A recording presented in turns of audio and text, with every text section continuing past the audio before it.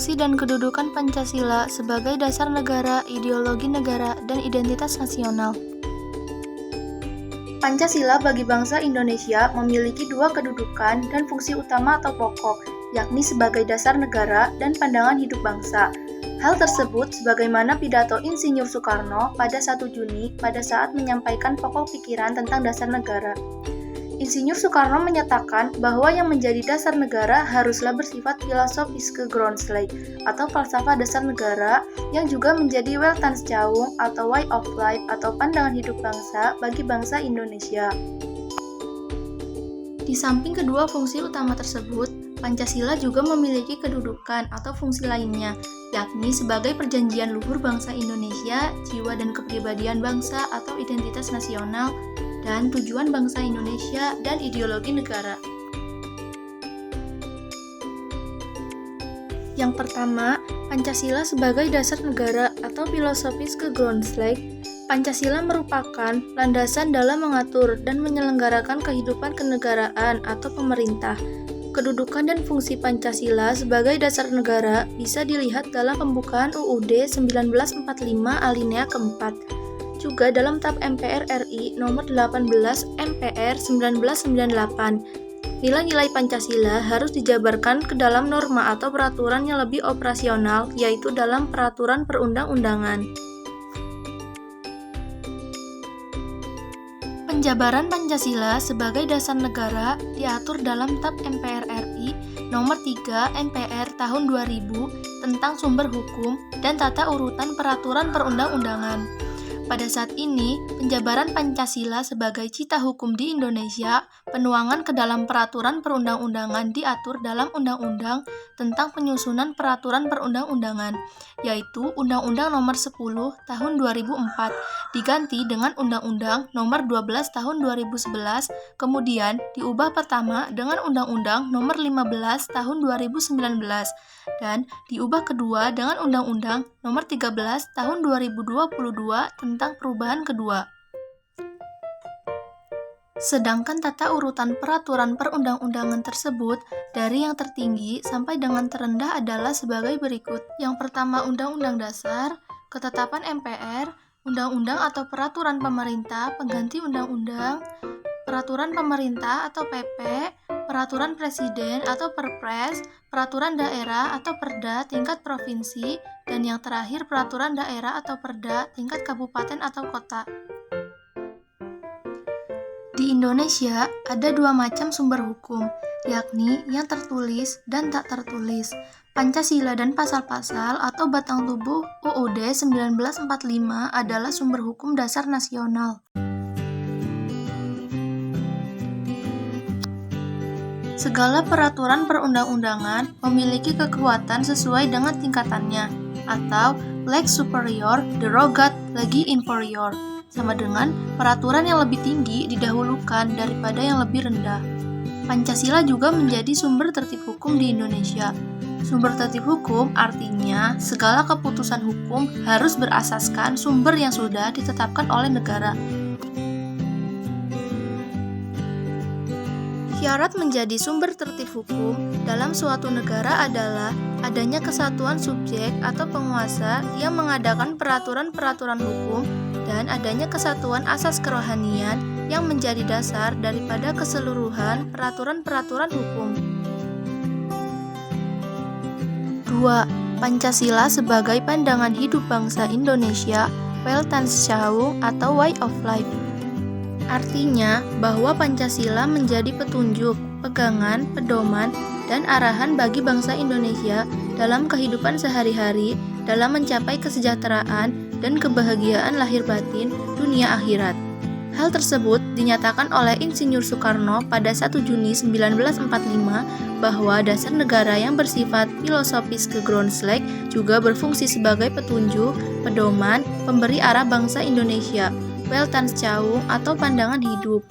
Penegasan Pancasila sebagai pandangan hidup bangsa Indonesia antara lain dapat ditemukan dalam Ketetapan MPR RI nomor 17 MPR 1998 tentang hak-hak asasi manusia atau HAM.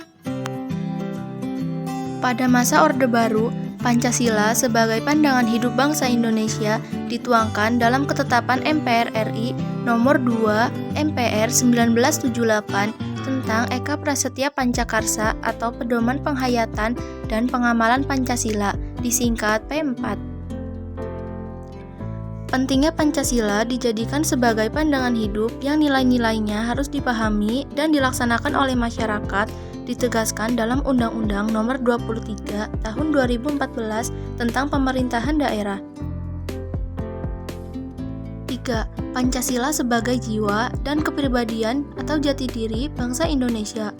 Artinya bahwa Pancasila merupakan kristalisasi nilai-nilai luhur budaya bangsa yang telah mendarah daging, telah menjadi jiwa bangsa Indonesia dalam berbagai bidang kehidupan yang telah berproses sejak adanya bangsa Indonesia, sehingga membentuk kepribadian sendiri.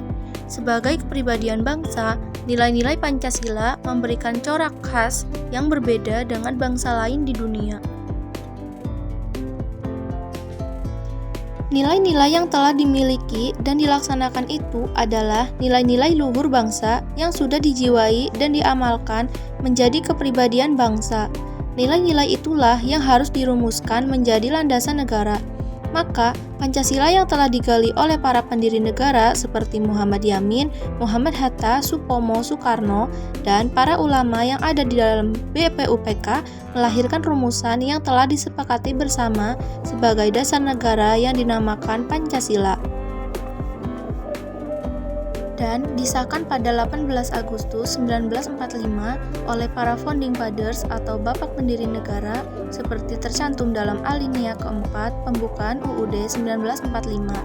Nilai-nilai itu merupakan jiwa dan kepribadian bangsa Indonesia yang telah tumbuh dan berproses sampai dengan dirumuskan oleh BPUPK dan disahkan oleh PPK tersebut. 4. Pancasila sebagai perjanjian luhur. Dasar negara Pancasila sebagaimana telah disahkan oleh PPK atau Dopuri Sijun Bilinkai pada 18 Agustus 1945 merupakan hasil kesepakatan para pendiri negara yang diwakili oleh tokoh-tokoh bangsa Indonesia. Sebagai hasil perjanjian luhur bangsa, Pancasila adalah hasil kesepakatan antar para wakil rakyat Indonesia baik sebelum, menjelang, maupun sesudah merdeka. Mahfudz MD dalam banyak kesempatan menyatakan bahwa Pancasila adalah kalimatin sawa atau saya sekata kalimat sama kesepakatan yang telah menjadi mitsakon golido atau perjanjian yang kuat bagi bangsa Indonesia. Secara historis, Pancasila sebagai kesepakatan bangsa Indonesia dapat menyatukan hingga saat ini. Pada awal kemerdekaan, penghapusan 7 kata dengan kewajiban menjalankan syariat Islam bagi pemeluk-pemeluknya diganti 3 kata yang Maha Esa, dapat mempersatukan bangsa Indonesia.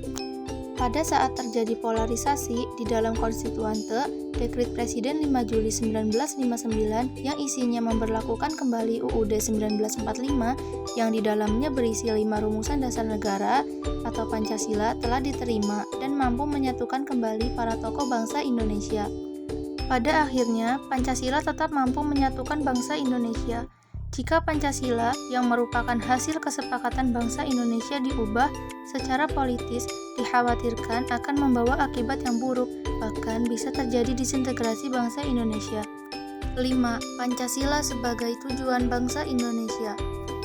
Cita-cita bangsa Indonesia sebagaimana dinyatakan dalam alinea kedua pembukaan UUD Negara RI tahun 1945 adalah merdeka, bersatu, berdaulat, adil dan makmur yang berdasarkan Pancasila. Pancasila juga menjadi tujuan bagi bangsa Indonesia dalam mencapai kesejahteraan dan kebahagiaan lahir batin baik material maupun spiritual. Dan yang terakhir 6. Pancasila sebagai ideologi negara. Ideologi berasal dari kata idea yang berarti gagasan, konsep, pengertian dasar, cita-cita, dan logos berarti ilmu. Asal kata lain dari ideologi adalah eidos atau Yunani yang berarti bentuk, idein yang berarti melihat. Secara leksikal, ideologi berarti ilmu pengetahuan tentang ide-ide atau the science of ideas, ajaran tentang pengertian-pengertian dasar. Cita-cita yang dimaksud dalam pengertian ideologi adalah cita-cita yang bersifat tetap yang harus dicapai sehingga cita-cita yang bersifat tetap tersebut sekaligus merupakan dasar pandangan hidup atau paham.